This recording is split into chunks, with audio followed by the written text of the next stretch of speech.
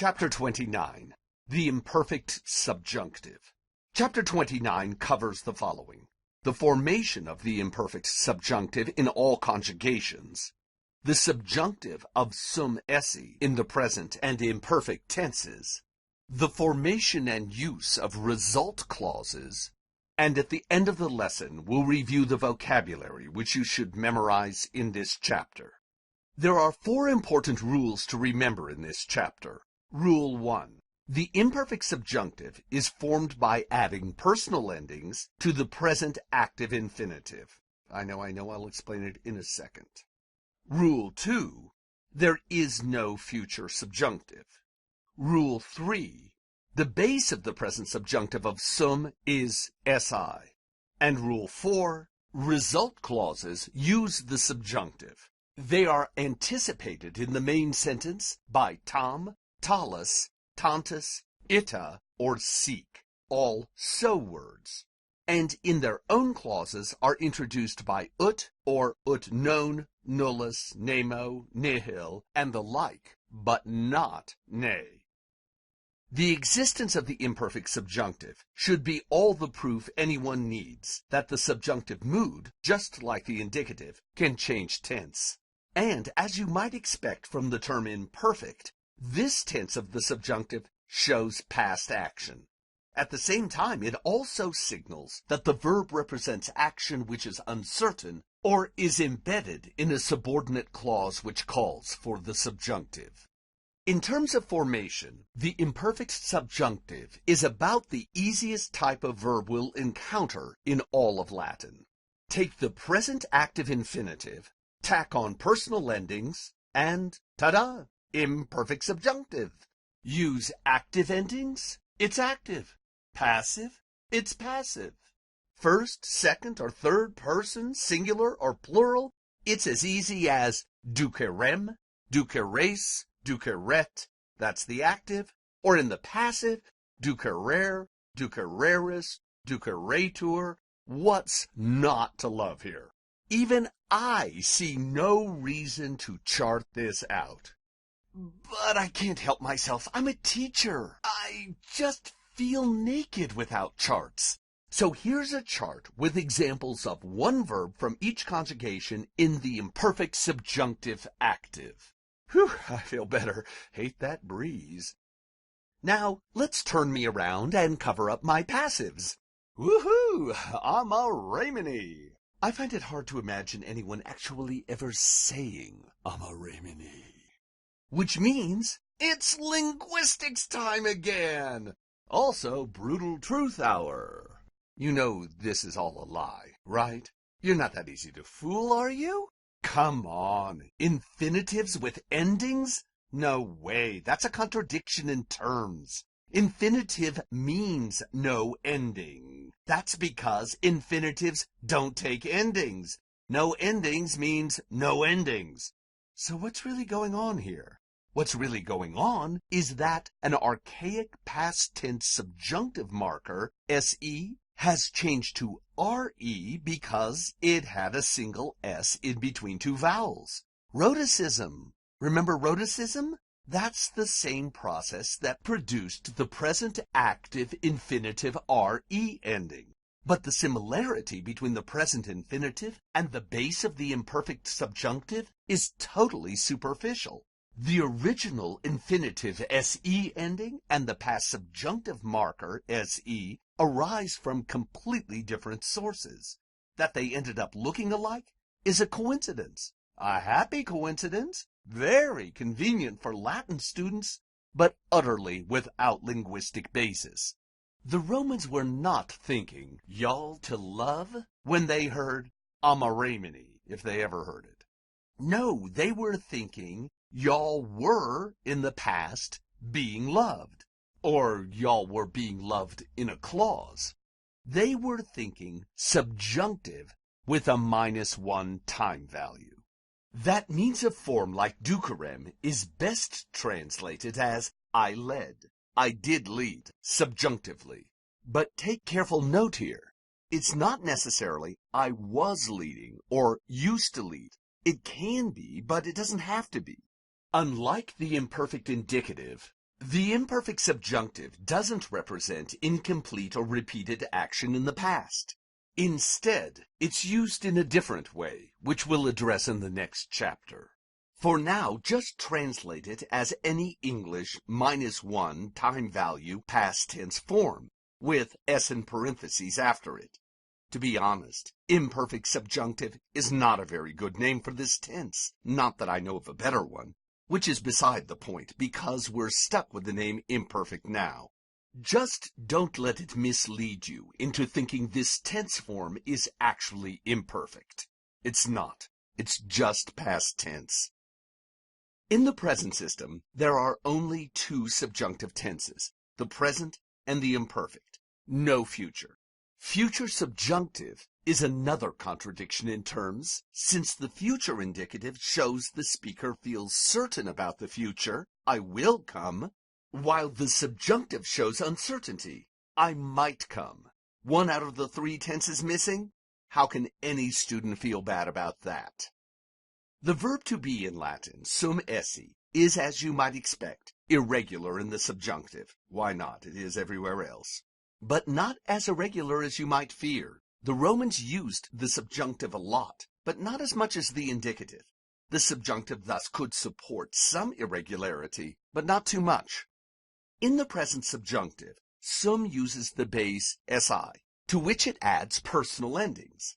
In the imperfect, it does exactly what it should. It adds personal endings to the infinitive esse, producing sim, sis, sit, simus, sitis, sint. That's the present. And essem, esseis, esset, essemus, essetis, essent. That's the imperfect. Possum, posse, to be able, follows suit. Possim, possis, possit, and so on in the present, and in the imperfect, possem, posses, posset, and so on. There's really only one thing to learn here. The present subjunctive of sum uses the base si. Everything else after that follows the rules. It's worth noting, however, one possible trap here. Possim with an I is the present subjunctive form. Possem with an E is the imperfect. A small but huge difference, especially when you think about their meaning. If sim means I am subjunctively, and essem I was subjunctively, then possim means I am able subjunctively, and possem I was able subjunctively. Possim, present, am or is. Possem, imperfect, was. Tattoo that backwards on your forehead so you see it every time you look in the mirror. Chapter 29 introduces a second type of subordinate clause which takes the subjunctive, the result clause, in which the speaker remarks on the consequences of something being or being done in some extreme degree, producing a notable result. For instance, you're so smart that you always understand everything I'm saying. And that's because you have such a quick mind that you get everything the first time I say it. Got it, Brainiac? Look closely, and you'll see that result clauses like the two above require three components. First, a sign or degree word in the main sentence, tripping off the possibility of expressing result. This sign word can take the form of anything that conveys a sense of so or such. In Latin, those are tam, ita, and sic, all meaning so, talus, which means such, and tantus, so great or so much. Next, there has to be a word for that. In Latin, ut, just like purpose. But the negator is different. Result can use any negative form. Non, nullus, numquam, anything except nay. No nay, ever with result. Tattoo that too on your forehead. And finally, the simplest element, a result clause needs a subjunctive verb. Here's an example.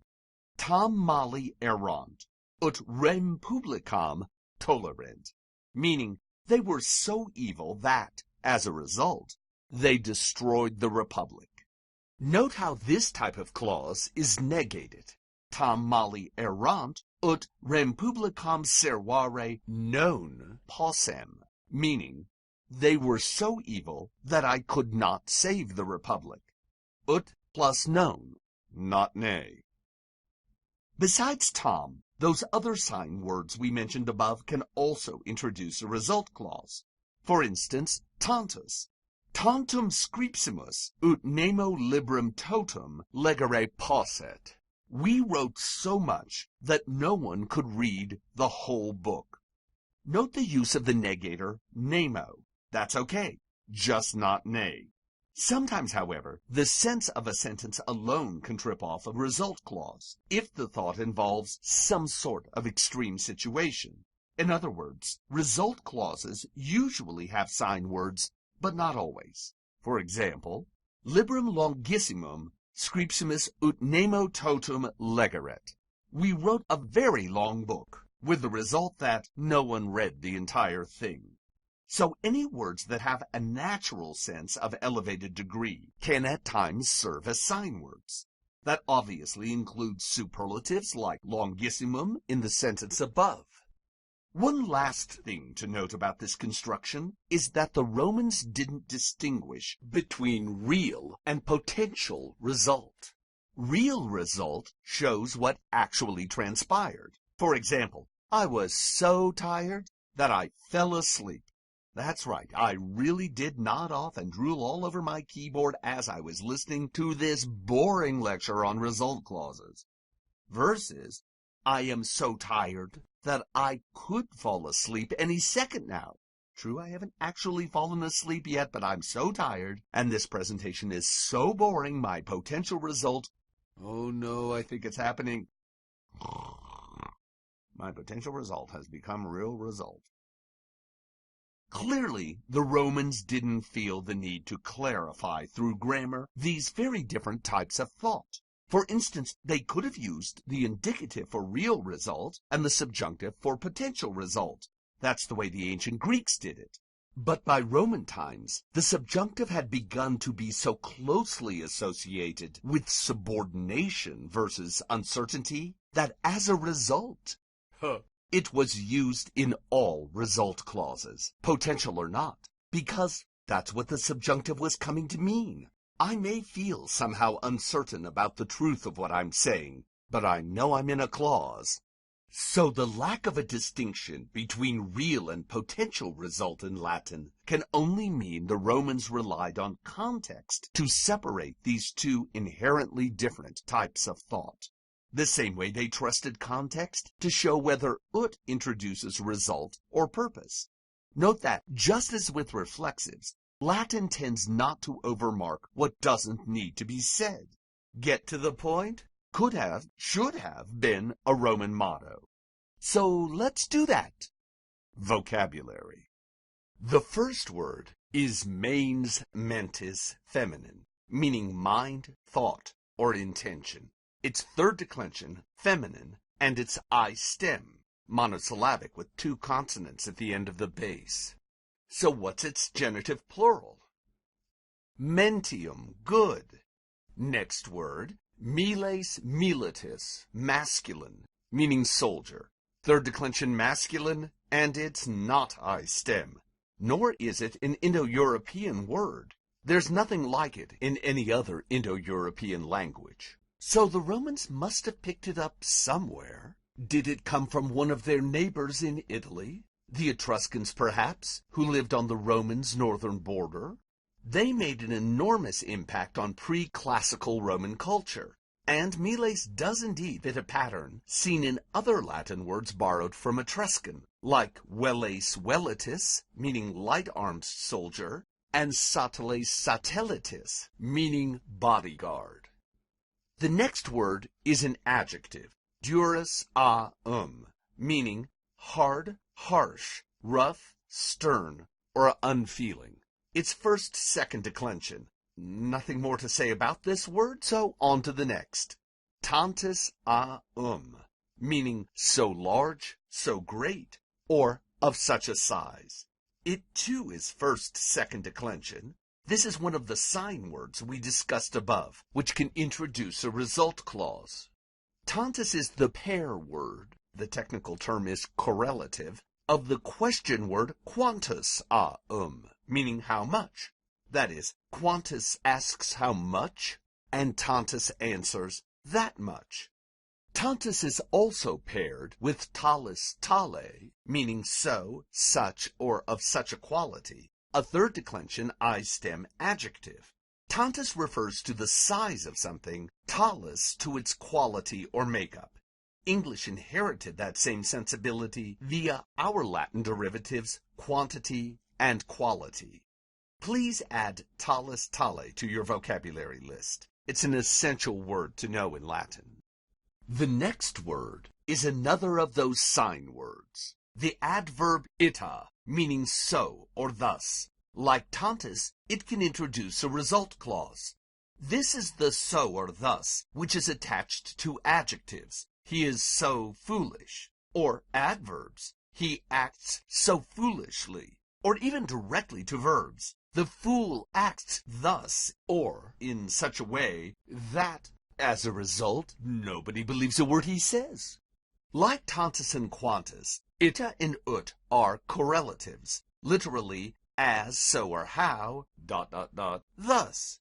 For example, ut doctus ita canis segeret, meaning, as it was taught, thus a dog will behave. A veritable synonym of ita is seek, also meaning so or thus. Ita and seek are virtually interchangeable in Latin, except that seek is used almost exclusively with verbs.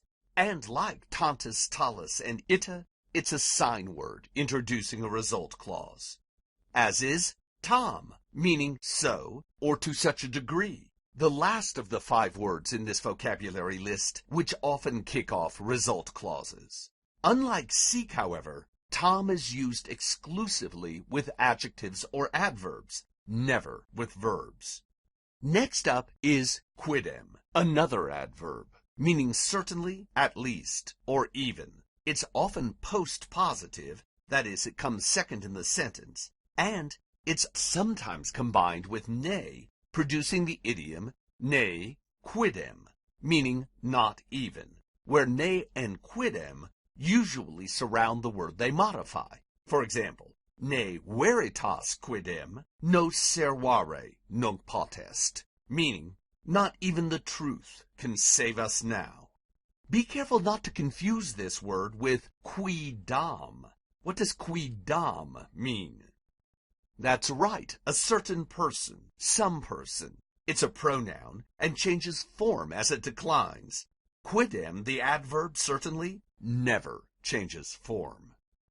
The next word is a verb, disco discere didici, meaning learn. Its third conjugation. Be careful. Disco, learn, is the opposite of dokeo, teach. They look alike and are easily confused. And I'll answer your question before you ask it. No, this is not where we get our word discus or disco, as in discotheque. I'm sure there are many things a person can learn in a disco. Probably a frightening number of things. But Latin isn't one of them. Look at the perfect didici. It's reduplicated, but not with the usual E, with I. Note also, there's no fourth principal part. That's because there's no passive at all for this verb. Just like English, in Latin, you can't be learned nothing. So how would Latin say, they will learn? What conjugation is disco? Third. And how does third conjugation form its future tense? With E. So what's the answer? Discent. And the final word in this vocabulary list is discipulus discipuli masculine, meaning learner, pupil, or student. It's a second declension masculine noun. Discipulus comes from the same base as disco and produces our derivative disciple, a person who is learning something. How would Latin say for the students? Good. Discipulis. Do the rules that were cited at the beginning of this chapter now make sense to you? If not, please review this presentation. If so, please proceed to the next slide. For the next class meeting, please bring in a copy of the worksheet for Chapter 29. Here's a link to that worksheet. Amor tuus Latinae, tanta sit ut plurima discatis, o discipuli cari.